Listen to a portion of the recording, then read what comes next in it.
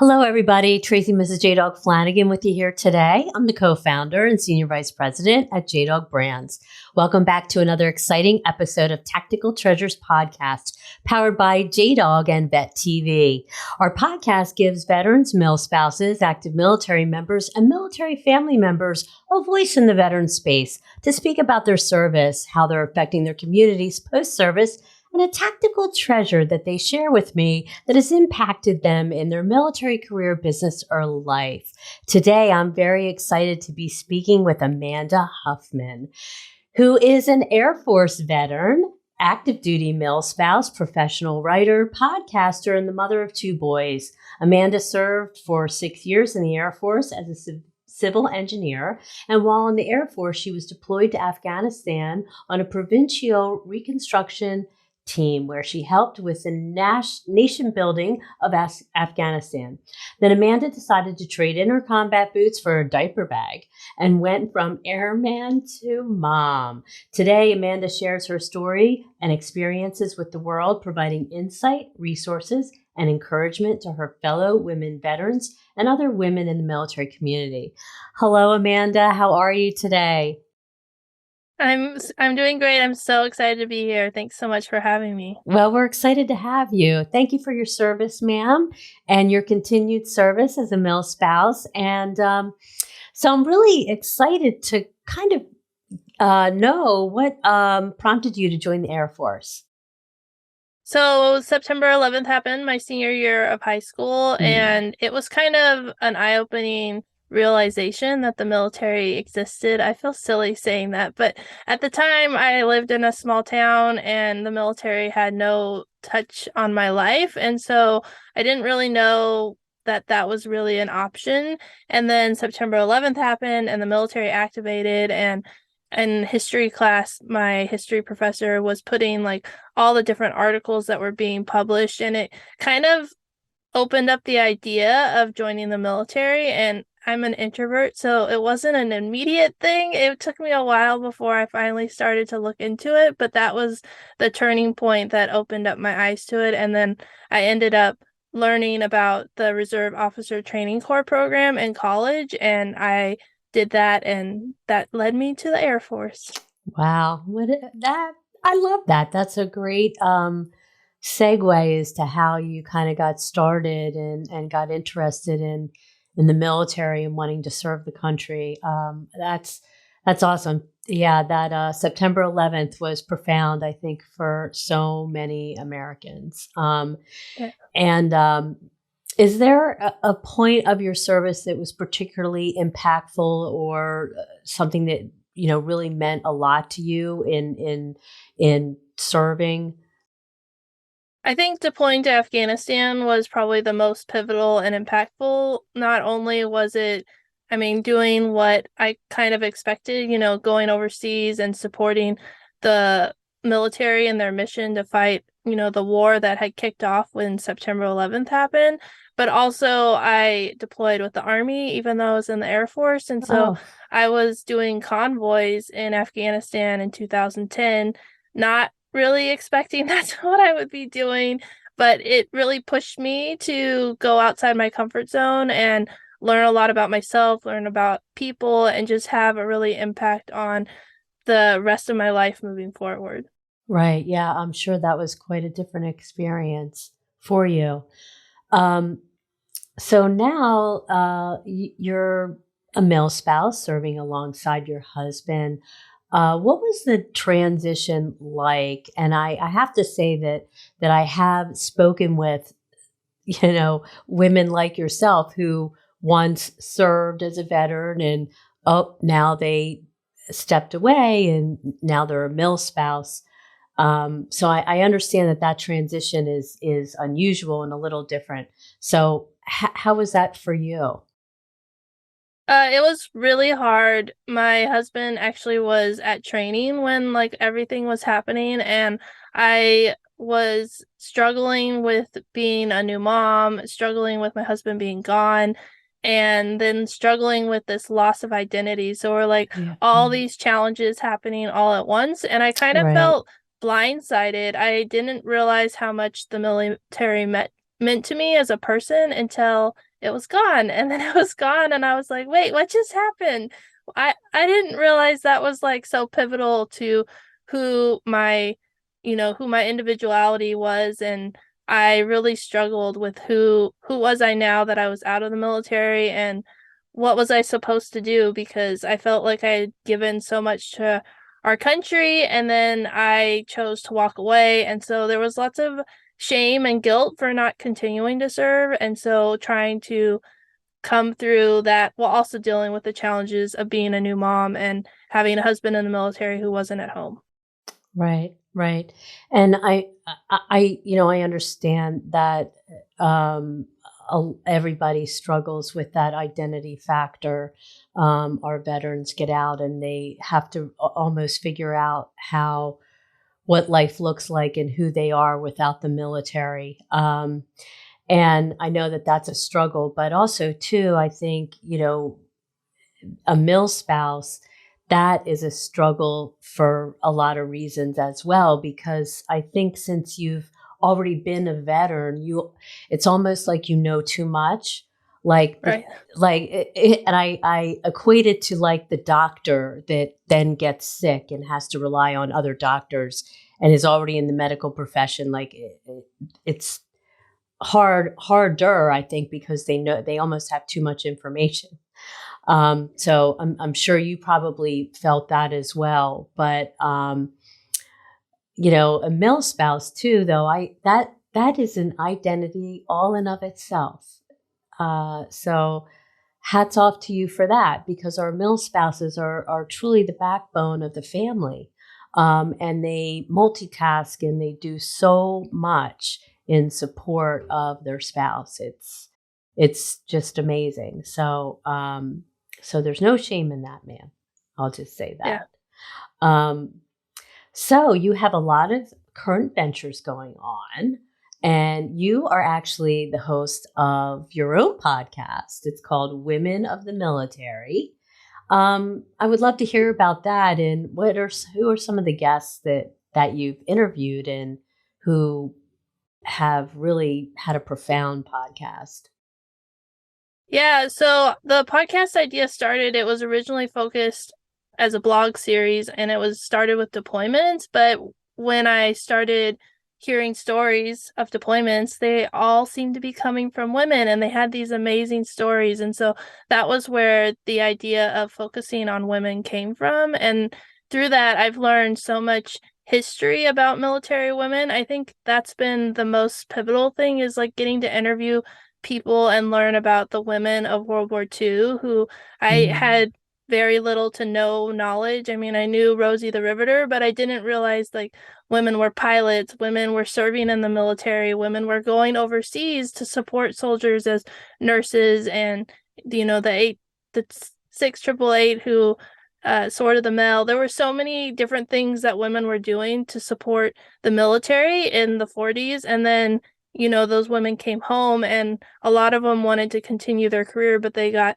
pushed out by all the men who were also coming home. And so it was really interesting to learn about that history and how it kind of got swept under the rug. And now today, a lot of those stories are coming out, and the women who continued to serve despite the barriers that they faced really pushed forward to allow women to be where they are today. And so I think that's been like the most pivotal thing. I've got to interview, general officers that are so inspiring because of what they've done, and, different women who have done amazing things. And I've learned so much about the military as a whole, but it's really the stories of the women who pioneered in World War II, who just changed the future for us as women today, and women who continue to break glass ceilings and change the military as a whole and make it better for women to serve. And that's what's been the coolest part about the stories that I've got to hear. Yeah, the pilots, the WASPs, as they were called in World War II, really amazing ladies. And I had the honor and privilege of knowing a WASP. She she was in my church, and she was a great lady, and her stories were amazing. I actually had time to sit down and do an interview with her and hear about her story, how she joined the WASPs and some of the missions that she did. And it was truly eye-opening and amazing. And finally, I'm not sure, I think it was in 2010, they were finally recognized by the government, I think. I'm not sure if that year is right, but they were finally given the Congressional Medal or something, or recognized by our government, finally. They've done amazing things. Veterans, military family members, if you're looking for an incredible opportunity, I would encourage you to check out JDogBrands.com. If you're interested in business ownership, if you're missing what was the best thing about your military service, being the camaraderie of fellow veterans, JDog is a place for you. If you go to JDogBrands.com, you can find out everything about JDog, including how to apply for franchise opportunities in either JDog Junk Removal and Hauling or our new division, Carpet Cleaning and Floor Care. And if you're looking to just be employed by JDog, we have over 300 locations, close to 115 franchise owners, 90% veteran owned. You can go to the career page and fill out the form and see where we're hiring all across the country. And we connect you with your local JDog in your territory. So check us out, JDogBrands.com. So, in addition to being an author of your blog, you also have 2 books out, Women of the Military and A Girl's Guide to Military Service. I like the titles, and especially A Girl's Guide to Military Service. I love that. I bet you every woman probably should get a copy of that book as they join, right? That's the goal. I mean, that was the idea behind the book, because so many people join the military and they don't really know what it's like. And so I included both the the technical aspects of picking a branch and a career field, but then also some of the challenges that are unique to women, like motherhood, periods, things that we don't really like to talk about. But right. Those things are included so that you can get a full breadth of what the military is like. And I think that as the military struggles to recruit people into the military, there aren't enough resources for girls who are considering the military. They often have books that are really written for boys, but then there's a short chapter written by a male about what it's like to be in the military as a woman. And so that's why I wanted to create this resource for not only the girls who get to read it, but for the military to have, so that they can help target. Because I think if you recruit more women by providing resources, then Right. it'll help the numbers of women increase, and it'll also help them get more women in recruiting, and so they'll have more people as they struggle to meet their numbers. Right. And is this book recognized as a resource by the military, or? We're working on, it's a bureaucratic Right. challenge to get Yeah. through all the different wickets. And so we are working on trying to get it out there into the hands of recruiters so that they can pass it along to young women. Yeah, that would be great. It sounds like a wonderful resource because, yeah, I mean, let's face it, boys and girls are different, and we do have needs that men don't necessarily have. So yeah, that's really, really great. Good luck with that. I hope you can get that out there, because it sounds like it's a great informational guide. Hello, ladies and gentlemen, listeners, viewers. Thank you so much for joining us for this exciting episode of the Tactical Treasures podcast, powered by Vet TV and JDog. We are currently speaking with Amanda Huffman. She is an Air Force veteran turned MilSpouse and a mom to 2 boys, and managing many things, books and podcasts in her MilSpouse world. And she would like to tell you all about this amazing book that she's written. It's called A Girl's Guide to Military Service, which is the ultimate book for any young woman considering a job or career in the military. With information, tips, and perspective gathered from a variety of women who serve, A Girl's Guide to Military Service will help readers discern if military service is the right choice for them. This incredible guide also provides insight to help readers decide on a service branch and a career field, to prepare mentally and physically for training, how to navigate unique challenges as a woman in the military, and much more.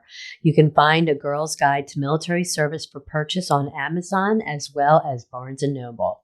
So check it out. Now back to the podcast.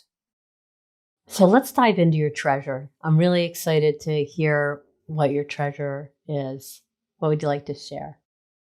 So for me, one of the main things that I've learned in the past few years is about setting boundaries and learning that it's okay to say no, and learning when the right time to say yes, or, sometimes no just means not right now. And so I am a people pleaser and a perfectionist, which I am working on both of those traits. And that was one of the reasons it was so hard for me to say no and to set those boundaries, because I wanted everyone, to like me, and I wanted to be able to do everything that people were asking of me. But the reality was, I'm a mom, I'm a military spouse, and I'm running my own business. And so I have all these responsibilities that I'm trying to manage, and I can't say yes to everybody. And I can't, if I say yes to some things that aren't on my focus and where I want to go, that means I have to say no to other things. And so it's been a real challenge, but also been really rewarding to learn about how to set boundaries and how to have canned responses for things to make it easier to not have to say no and come up with the words. I can, if I have a similar request over and over, I can have a response that's already tailored to go, so that I know this is my boundary and this is what my policy is. And then I don't have to get that icky feeling of I'm saying no to someone. Yeah, I think, I struggle too, to set those boundaries, to be able to say no to XYZ, or I can't do this, or not stretching myself too thin. I think a lot of women who wear a lot of hats struggle with that as well. But yeah, that is so important, because when I think about saying yes and saying no, if you say yes to a bunch of things and you're overextended yourself, you're not going to be good at anything. It's best to probably say yes to a few things and be able to execute with precision, and rather than getting yourself stuck where you just can't be effective in anything. So Yeah. but great treasure. I love it, and also a really good piece of advice too. Um, so what advice would you give? I mean, you're a Air Force veteran that transitioned, and came out, and now you're a MilSpouse. So what advice would you give to your fellow veterans and MilSpouses, and even veterans that transition out and are a MilSpouse like yourself? I would recommend getting involved in community. I mean, when I left the military, I got really involved in a Facebook group for military spouses who are business owners, and I made so many connections and friends. And as I struggle through the challenges of not only growing my business, I also, struggled with life challenges, and those women were able to support me. They were the ones who pushed me to start my podcast, to focus on women who have served. And it's through those relationships that have really helped me. And now, as I've shifted more towards women veterans and women joining the military, I've gotten involved with organizations specifically for women veterans. Women Veteran Alliance is one of my favorite ones. And being connected with women veterans and having community, I think it can be really isolating and lonely as both a woman serving in the military, a military spouse, and a woman veteran. And so if you can find ways to connect with other people, it really is life-giving, and it helps you to get through those really hard times because you have that community support around you. And it doesn't have to be in person because, as a military spouse, you move around a lot. It can be online. It can be at a conference once a year. It doesn't have to be, someone that you see every day. I have so many friends that support me that I live in California now, and a lot of my friends live in Virginia, but I have that support and those people that I can reach back to and get help, even though I don't see them every day. I don't talk to them all the time, but I have that community around me that helps me. Yeah, that's great advice. And with our virtual world, it's so easy to connect, get on a Zoom, get on a Google Meet. You know, I have coffee here, you have coffee there, but we can still talk and see each other. And yeah, that's great advice. And yeah, you don't need to feel isolated, even though you can't walk down the street and knock on a door. Right. So, really great advice. So before you go, where can people find and connect with you? And where can they find your books for purchase? So my favorite place to hang out for social media is LinkedIn. So if you connect with me on LinkedIn, that's like the best place to be because that's the platform that I'm on the most and the most engaged. And then my books are available on Amazon and all of them. And then I also have them on my website, www.airmantomom.com. Awesome. That's great. Well, thank you, Amanda, for taking the time. And your podcast, I assume, is on all the podcast streaming platforms if people want to tap in Yeah, and you take a can find listen. Women of the Military on we say your favorite podcast app. But yeah, Uh, it's on Apple and Google Play and Stitcher. There's too many to name, huh? yeah, I know. A lot of them. That's right.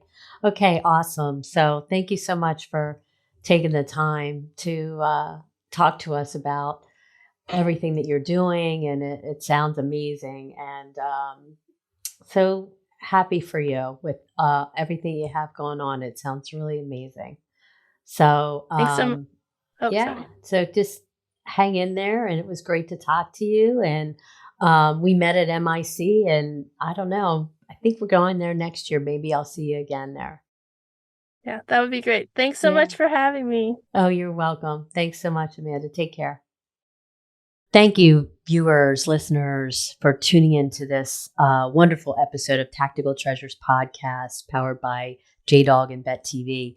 We have just finished up our conversation with Amanda Huffman, who is a Air Force veteran and MilSpouse and is doing amazing things post-military. She's written books. She has a podcast called Women in the Military. But I'd like to tell you about a book that she's written called A Girl's Guide to Military Service.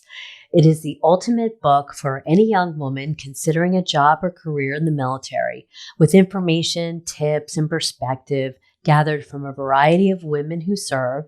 A Girl's Guide to Military Service will help readers discern if military service is the right choice for them. This incredible guide also provides insight to help readers decide on a service branch and career field, to prepare mentally and physically for training, how to navigate unique challenges as a woman in the military, and much more. You can find A Girl's Guide to Military Service for purchase on Amazon as well as Barnes & Noble. Thank you so much for tuning into this amazing episode, and we'll see you back on another Tactical Treasures podcast. Bye-bye now.